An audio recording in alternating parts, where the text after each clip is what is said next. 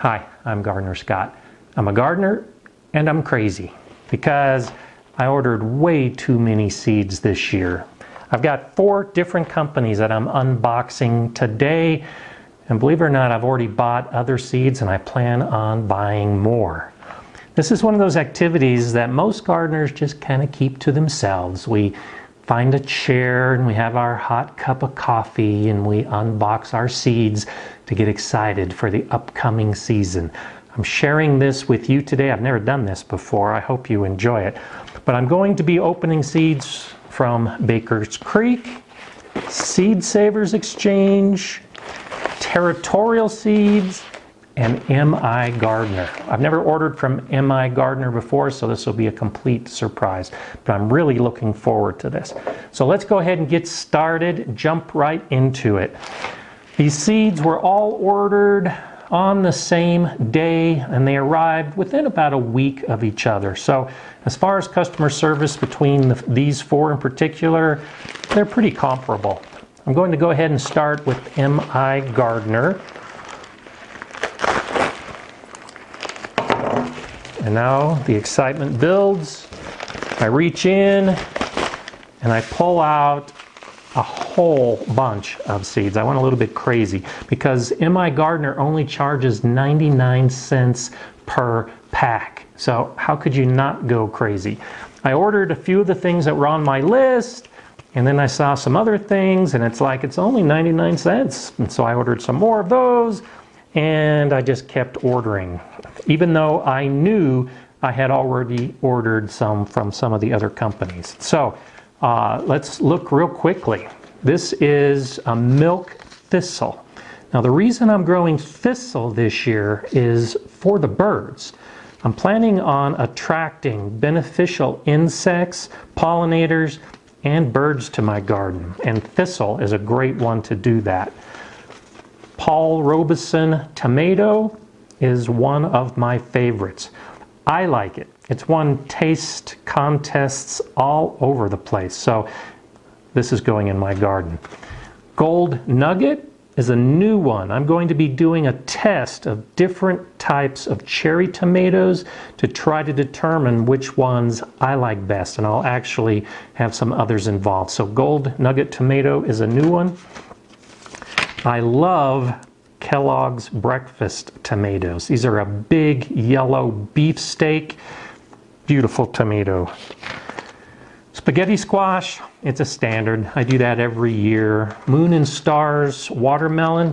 I don't have a lot of success with melons in this area, but I have had some success with my Moon and Stars. Red leaf sorrel. If you've never grown this, it's a really nice peppery pop to salads. If you're growing your own lettuce and making your own salads, red sorrel's the way to go. I've got some herbs that I'll be growing. Tarragon, Market More 76 is one of my favorite cucumbers that I always have success with. Here's some Mammoth Long Island dill, some slow bolt cilantro, Napa cabbage. I'm actually going to be making some kimchi this year using Napa cabbage, and I hope to show you a video of that process. Some basic purple top white globe turnips, amaranth, again for the birds. Some beets. These are Chioggia beets, which is a red and white striped beet. I haven't grown these before, but I think they'll be fun. Loofah gourds can be grown in a short season area, but I'll have to start these indoors and have pretty good sized plants before I put them outside. I'll show you the whole process later in the season to grow loofah gourds. Daikon radish, I recommend for the uniqueness, the flavor. They're great. Cayenne peppers, I always grow. Rattlesnake beans are among my favorite green beans. Black Beauty eggplant. These are plants that I grow almost every year, and so for 99 cents it's really hard to beat the deal. Thai basil, dark opal basil, dwarf Greek basil. You can never have too much basil.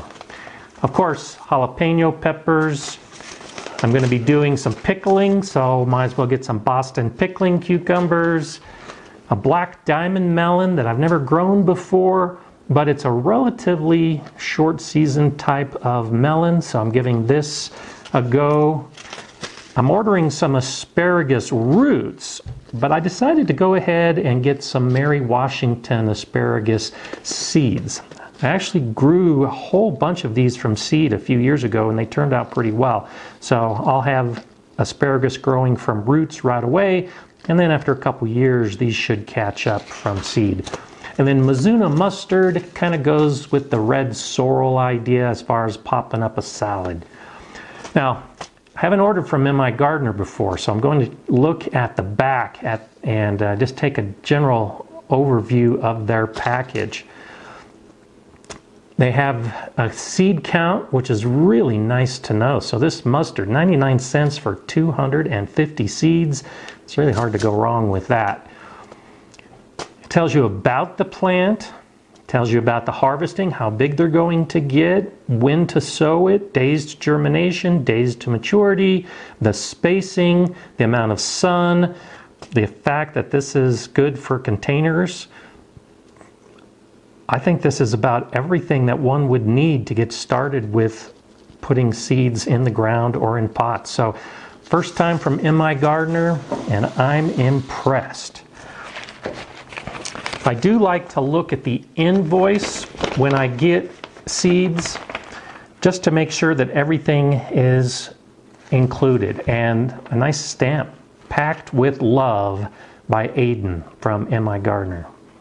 I'm already impressed by this company. I've heard great things about MIgardener. If you've ordered from MIgardener, let me know in the comments and what your satisfaction level is, because for the first time, I'm pretty darn satisfied.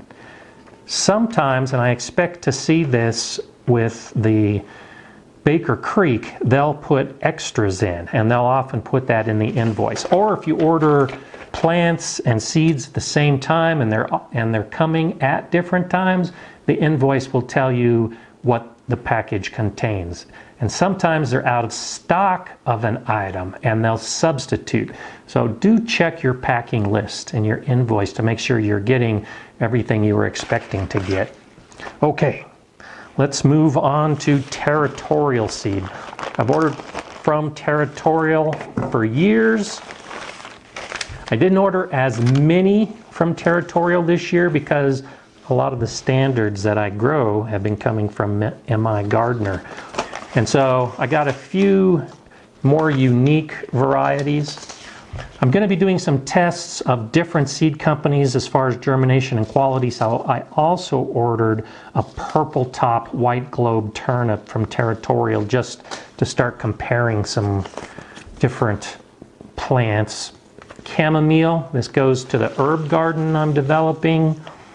Sun Gold cherry tomato is just absolutely delicious. It's a hybrid, but I'll be doing some of these plants in that test of the cherry tomatoes. Here's a gold nugget, and did I order the exact same one from these guys? Yep, I guess I did. So this is the problem when you're a crazy gardener and you just go nuts and start ordering. I didn't realize I had gold nugget ordered from two different companies, but what are you going to do? So I've got some anise hyssop from the Territorial. That's another herb.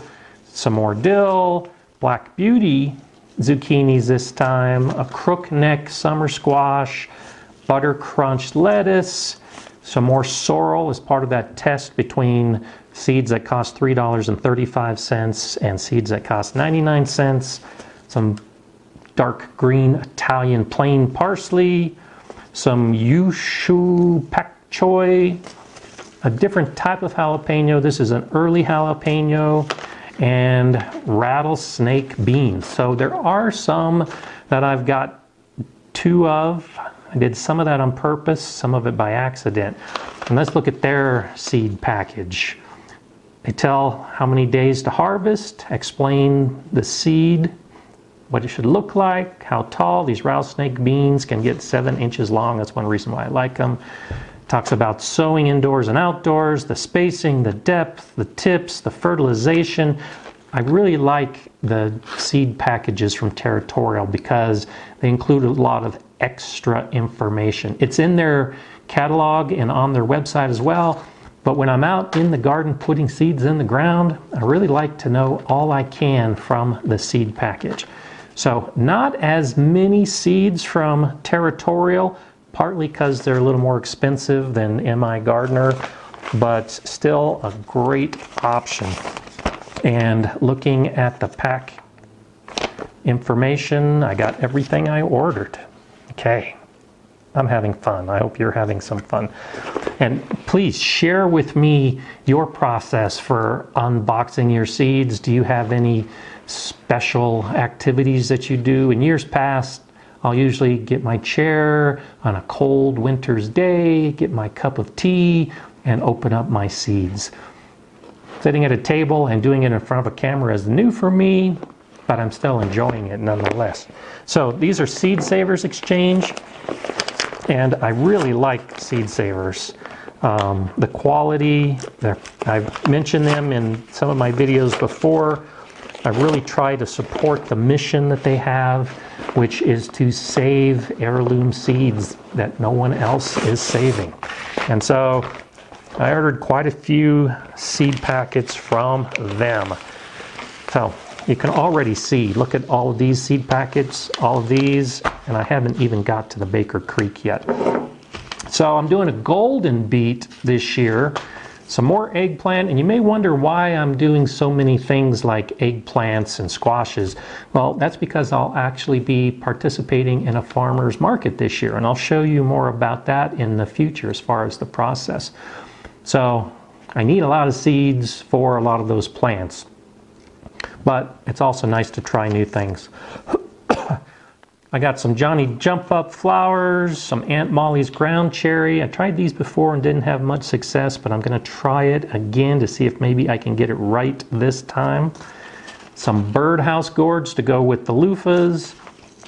Some more cilantro, some more basil, some lavender, a different kind of basil, a repeat of the Thai basil.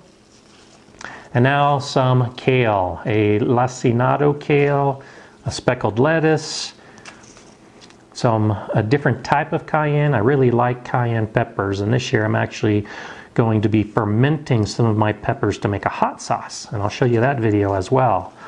More flowers, black-eyed Susan, butterfly weed. Butterfly weed is one of those plants that monarch butterflies eat. They don't eat much else beside these type of plants, so I want to be growing a lot of these. Some little blue stem grass, some sunflowers. This is Liatris, a prairie blazing star. Most of these are for my front yard, and then also the pollinator garden that I'll be putting back by the garden. Some coneflowers, some prairie clover, a watermelon radish, which is a lot of fun, especially for the grandkids. The idea of eating a radish that when you cut it open looks like a watermelon is actually pretty cool. I'll be doing some seed or soybeans so that I can make up some edamame that goes with dinner. And then a couple of other different types of sunflowers. Swiss chard is always good to grow in the garden. I've always had good success with our cool season spring, being able to get some chard growing. This black Krim is probably my favorite tomato. It does very well, and the flavor is just something for me that I like better than just about all the others. So I always grow black Krim. Some more Kellogg's breakfast, again as a comparison. Here's a lemon drop cherry tomato that I haven't grown before. You notice these are all yellow cherry tomatoes that I'll be comparing as part of that future test. And then Salvatierra's Select tomato. I think this is the only paste tomato, the only determinate tomato that I'm growing this year. And so I'll probably be doing a number of these plants just to get some sauce that I can freeze. And then also a new type of watermelon, the Blacktail Mountain, to see if I can actually get some watermelons growing. So you can see I'm crazy. Look at these packages piling up, and I don't even have the beds built yet to put all of these seeds in. And everything is included and signed off. Okay. Baker's Creek is almost everybody's top 3, top 5 type of company. Their catalog is great, but I'll do a comparison here in just a moment about the seed packages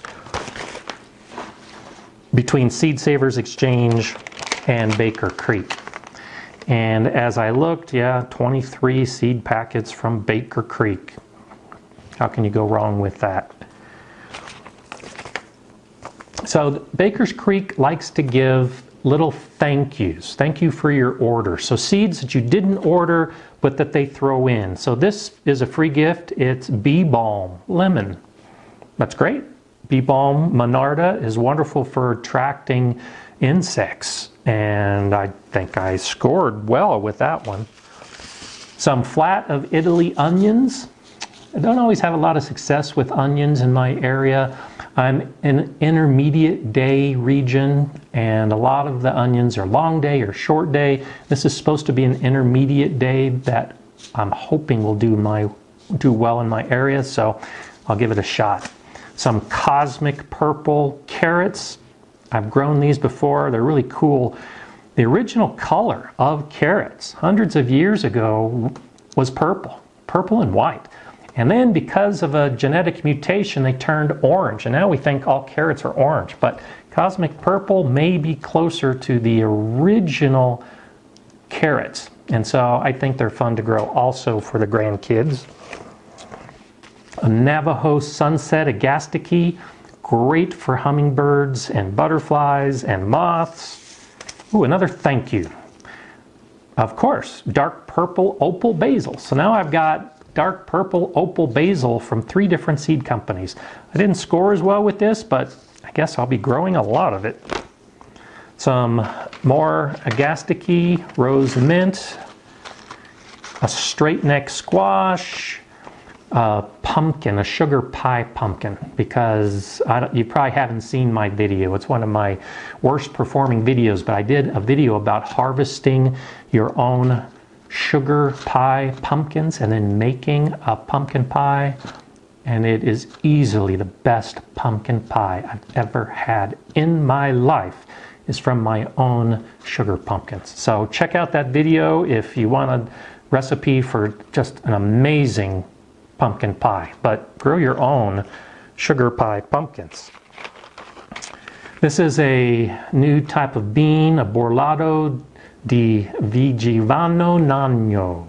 I know that I'm butchering that name, but it's got some really cool speckled beans, and the pods are beautiful as well. So I'll grow these for myself and also for the farmer's market. And there's at least 40 seeds in here according to the package, but it feels like there's probably more than that. Some Berkeley tie-dye green tomatoes, which are kind of cool to try just because they are so unique. A golden zucchini. More loofah gourds, part of the testing from different companies. This is a Ajvarsky pepper, and this one is really good for roasting according to what they said in the catalog, so I thought it'd be worth a try. Yarrow, a Colorado mix. I love Yarrow. It's wonderful to grow. It's great for insects. I'll have that all over my garden. This is another lemon bee balm. Market More 76 cucumbers. You can never have too many cucumbers. Some more Boston pickling cucumbers. A wild bergamot bee balm. Shishito peppers to go with my edamame. It's a great appetizer for a meal. This is another package of the Chioggia beets. Pink dandelion. Now, you probably haven't intentionally grown dandelions before. I have. Their deep root is really great for breaking apart compacted soil. In fact, that's one reason why dandelions grow in vacant lots and places that you really wouldn't see other types of plants because they can handle terrible conditions. So I thought I would try a pink dandelion in some of the areas of my yard and garden where I want to start improving the soil naturally. And because it's pink, it's different. So this is one of my never tried before, do something different kinds of seeds this year. And then finally, some Munstead lavender. Okay, this is quite a haul. Let's talk a little bit more about some of these seed packages. So as I look at the Seed Savers Exchange package, it gives me a lot of the basic information, tells a little bit about the plant, about everything I need. How deep to grow it, how far apart to grow it, to put it in full sun. Not nearly as extensive as the Territorial seed. The Baker Creek, again, basic information. It tells about the plant a little bit and some basic planting instructions. Like for this bean, it says bush habit requires no staking. That's very important because if you're growing a pole bean, you'll need some type of trellis for the plant to grow up. Not all beans require that. So if you start putting beans underneath your trellises, you may be wasting some of your trellis space that could be used for other plants. So a plant like this, a bush bean, it's nice to know that right up front because I don't have to deal with a trellis. It tells me to put it in the ground after the last frost. And then also germination time, an ideal temperature, how far apart to space the plants, the fact that it's not frost hardy. So Baker Creek in particular, and I mentioned this if you saw the video about the seed catalogs, their catalogs don't have a lot of growing information about their seeds, but they make up for it in their seed packages. Some good information here. Seed Savers Exchange is almost the opposite. They've got some really good information in their catalog, but the seed packages are a little bit lacking as far as the information. All the basics are here. You could take any of these seed packages and learn all you need to know to put the seed in the ground or put the seed in a pot. So I have everything I need to get the season off to a great start. I'm excited. I know I'm more excited than you are, but I'm guessing when you unbox your seeds, you have that sense of excitement as well, because this is tangible. These are seeds that I'll be starting in pots or putting outside. Potential harvest, potential flowers. This is the growing season on my table. I need to figure out where all of these plants are going to go. That's part of the spring planning, but they're here now and I can get started.